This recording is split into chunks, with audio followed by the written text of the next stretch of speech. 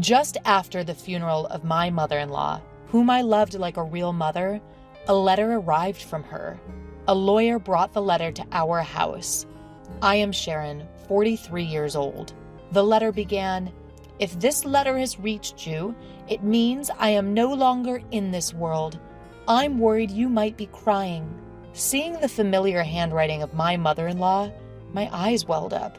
My father-in-law passed away at a young age, long before my husband and I got married, and there seemed to be no close relatives in his family, with almost zero family interaction. My husband and I were not blessed with children, so we lived modestly but happily with my mother-in-law. My mother-in-law and I got along so well that my husband would say, "You two are like a real mother and daughter, and I'm like the son-in-law." Last year, my husband passed away from cancer, and it was just my mother-in-law and me. Then, she suddenly became a victim of a traffic accident. There were many mysterious points about the accident, and for some reason, my mother-in-law was found collapsed on a road in a city where she should have had no connection, and she was hit by a passing car.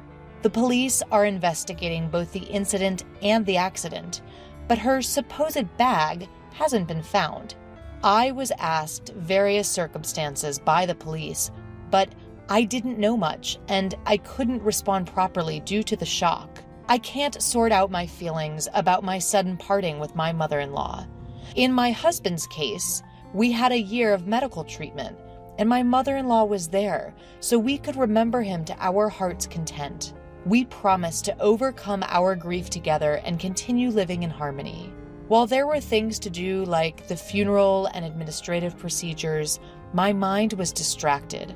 But once everything was over, I suddenly became lonely. My own parents had already passed away due to cancer. I have a brother, but he lives in the countryside far away with his family. Even if I wanted to talk to my old friends from my student days, it's difficult because they are all in the midst of raising children. Then, a man claiming to be a lawyer called me. Judging from his voice, he was probably in his 70s, around the same age as my mother-in-law. He apologized for being late to notice my mother-in-law's death and said that there was something he wanted to give me as soon as possible. Is it a letter from my mother-in-law? I had never heard that my mother-in-law had been in contact with a lawyer, and I didn't understand the meaning of receiving a letter from a deceased person. I thought it might be a scam, but I decided to meet the lawyer in case the letter was really from my mother-in-law. The letter continued, "I know you're surprised by this sudden letter from me, but please listen. There is danger approaching you. Believe my words and run away immediately." Reading up to here, I asked the lawyer sitting in front of me, "Excuse me, do you know the content of this letter? Was my mother-in-law targeted by someone?" Indeed, the handwriting was my mother-in-law's. It was characterized by her unique quirks, and I recognized it instantly, but I couldn't make sense of the content. The turn of events is so dramatic it can only be likened to a poorly crafted prank. My mother-in-law passed away in a car accident, but the driver has already been apprehended. The driver testified that he found my mother-in-law lying in the road, and that's why the discovery was late. My mother-in-law had signs of being hit, suggesting she might have lost consciousness from it, I was told. If this letter is true, my mother-in-law must have had a suspicion of who had attacked her. Did she know she would get tangled in this incident? If so, why didn't she run away? I felt the tears welling up again. The lawyer, composed as ever, said, "I haven't read the contents, but I believe I could guess what it's about." Somewhat irritated by his roundabout way of speaking, I ventured to ask, "So, what did you hear from my mother-in-law?" "Well, I was the one who represented Oliver at that time and have been asked to help you," he responded. "Who's Oliver?" According to the lawyer, my husband apparently has a brother 6 years older than him. I had never heard a word about this from either my mother-in-law or my husband, nor had I ever seen any photos. The lawyer started pulling out files that looked like documents from a bag by the side of the table. "Sharon, "Do you know that half of the serious crimes in our country happen within families?" he said, a hint of irony in his voice. "Tragically, the place where we should feel safe and the most content, the family home, is where these heartbreaking incidents of a family member taking another family member's life occur." And with that, he showed me an old photo featuring 4 people: a young man and woman who looked like parents, a boy, and a baby. The young woman looked familiar. It was my mother-in-law. I thought the young man was a stranger at first, but he resembled my husband. The boy also bore a resemblance to the young man, undeniably appearing as father and son. It looked like it could have been taken during a trip to the beach. They were posing in front of a large ship at the port, all with happy smiles on their faces. "The boy with the float, that's Oliver," the lawyer told me. Upon being told, I stared at the boy, my husband's brother, who I knew nothing of. The photo looked so happy, and I couldn't help but feel a pain in my chest, wondering what could have possibly happened. Does being a lawyer mean Oliver caused some incident? Was he the one who assaulted my mother-in-law this time? It must have been like more than 17 or 18 years ago, considering my husband and I were dating 15 years prior to our marriage. Otherwise, it would be strange for me to have known nothing about this. Yes, Oliver became a recluse from the summer of his first year in junior high due to bullying, and 7 years later he caused an incident, he explained. It seems Oliver, in despair about his future after becoming a recluse, attempted to commit family suicide. Late at night, on the day of the incident, he went into his parents' room with a knife and ended up struggling with his father, who woke up due to the noise. Even while severely injured, his father was able to subdue Oliver, and the incident ended in an attempted crime. However, upon hearing his mother scream during the struggle between his father and Oliver, my husband, who was 14 at the time, called the police. Police cars and ambulances rushed to the scene, causing a brief stir in the usually quiet residential area. At the time, societal issues such as hermits and NEETs were becoming common, and the media would sensationally report on stories like a reclusive boy planning a murder-suicide with his family. I remember hearing news like this, but I had no idea if it was referring to the husband's family or not. After all, similar stories were often reported in the media. However, it was different for those involved. The husband's family, unable to withstand the rumors, ended up moving house several times, almost like fleeing in the night. Whether it was due to the severe injuries at the time or the subsequent stress, the father-in-law passed away a few years later. The mother-in-law and the husband changed their names back to the mother-in-law's maiden name, and it was said that they were finally able to lead a normal life in their current place. Both the perpetrator and the victim are family, so there's no outlet for emotions in family incidents. You can't fully hate or detest. Any person would be confused if suddenly put in such a complicated situation. Living under the public eye, rumors, and bashing is very hard. I hope you can empathize with the feelings of the deceased who couldn't talk to you, Sharon, the man summarized. I was at a loss for words due to the harshness of it all. I had never considered what happened to the family after such an incident, but as long as they are alive, life goes on. The in-laws must have seen the boy, Oliver, as their adorable child.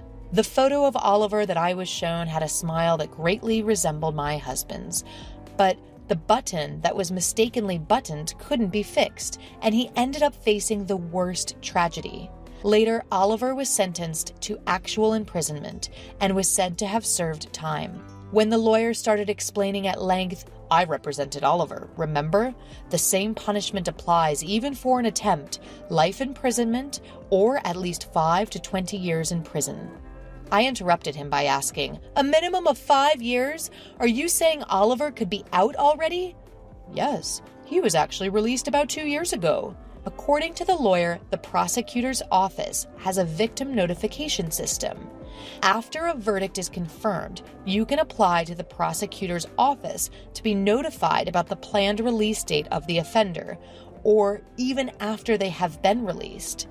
Even without that, the mother-in-law is Oliver's biological mother.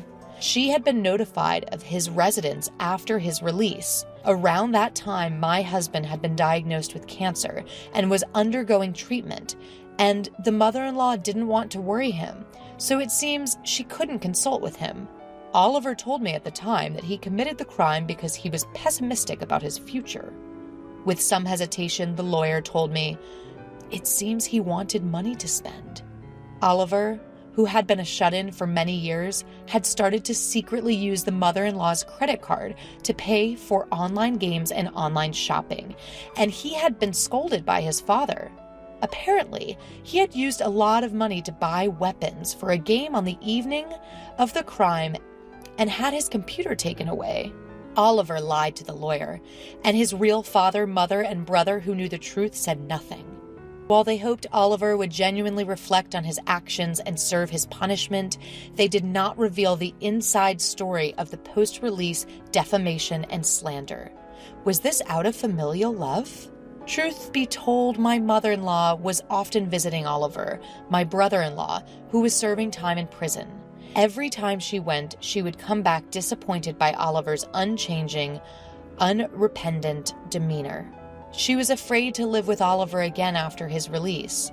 The danger of violence was part of the fear, but she knew if she or her son were to die, Oliver would come to me asking for money.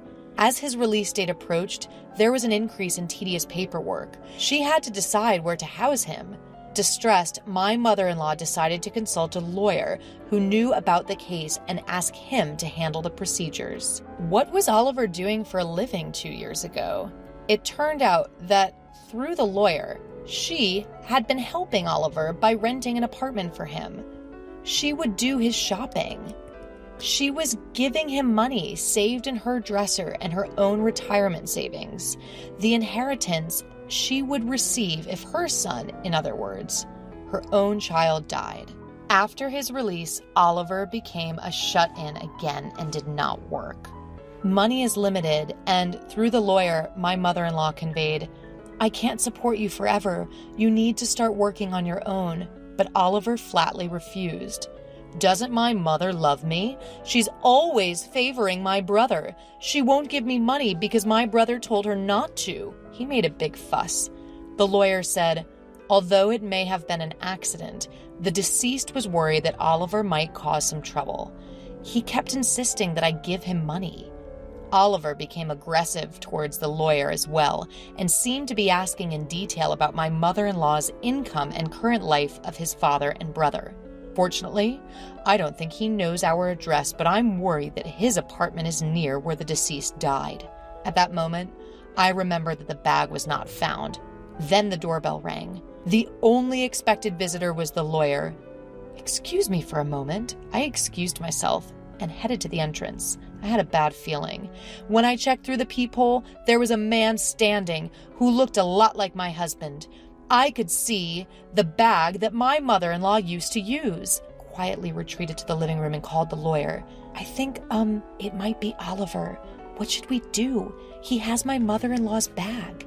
My voice was shaking with tension, and the lawyer's face stiffened. Call the police right now. I might have meant to call the police, but I was too upset. I ran out the back door to the nearby police station. Did my mother-in-law and husband foresee this situation in the future? Or did they unconsciously choose a house near the police? I don't know anymore. Afterwards, when Oliver saw the police officers who came with me, he immediately tried to run away and was caught by a police officer who then interviewed him. As I suspected, the man who looked like my husband was Oliver, in other words, my brother-in-law. The lawyer called him Oliver, which was probably his name at the time, and I had been calling him Oliver because I had seen a family photo from when he was a small boy with a hint of innocence, but in reality, he was an unhealthy-looking middle-aged man. It strangely angered me that he looked like my husband. This man had been tormenting my mother-in-law and husband. I'm just here to collect my share, your mom's inheritance. It exists, right? Even my younger brother died last year. Hand over my inheritance. Ignoring the police officer's questions, my brother-in-law Oliver yelled at me. What nerve does he have? I was furious. I sympathize with his childhood, being teased to the point of not going to school, but his actions thereafter were selfish and unforgivable. More than anything, what I wanted to ask was, isn't that your mother's bag you're holding? What did you do to her? Did you lay hands on a frail woman? Upon hearing my words, the officers also looked at the bag that Oliver was holding. In a fluster, Oliver tried to hide it, but it was too late. As one officer reached out his hand, Oliver snarled at him. "Hey, this is my money. I can't help it." It was the last thing my mom said. I only hit her a few times to teach her a lesson for being cheeky. Oliver's thought process made me shudder.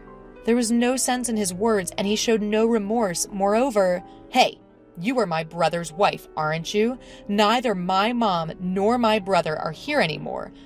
You have an obligation to support me. Maybe my mother-in-law and husband hid Oliver's existence from me, fearing this situation. They must have thought that if I didn't know, I could avoid getting involved. No. Mrs. Sharon, you don't have that obligation. The lawyer interrupted, but I doubted that the law would work on Oliver. Oliver was ultimately an invincible man with nothing to lose. He doesn't understand common sense, nor does he seem to want to abide by the law. Maybe that's why my mother-in-law never wanted me to meet him. I can only imagine how difficult her life must have been. I haven't finished reading it all, but my mother-in-law left me a letter worrying about me, knowing her life was in danger. Her pain and sadness are heartbreaking. Because of you, my mother-in-law and husband were hurt so much. I will never forgive you. You will face the law. Indeed, the direct cause was being hit by a car. However, he left my unconscious mother-in-law on the road. He is not a person who should be left to roam the streets. I pledged to myself that I would do whatever it takes to send him back to prison. Watching me, the lawyer stood beside me and said, "I'll help you." Oliver was taken to the police station. The blood on my mother-in-law's bag and circumstantial evidence pointed to Oliver as the culprit, and he was sent back to prison again. I returned home with the lawyer and read my mother-in-law's letter to the end. Her letter was filled with apologies to me and overflowing love, especially the end. "Life is still long. Please live a happier, freer life, Sharon." Upon seeing that, I couldn't stop my tears.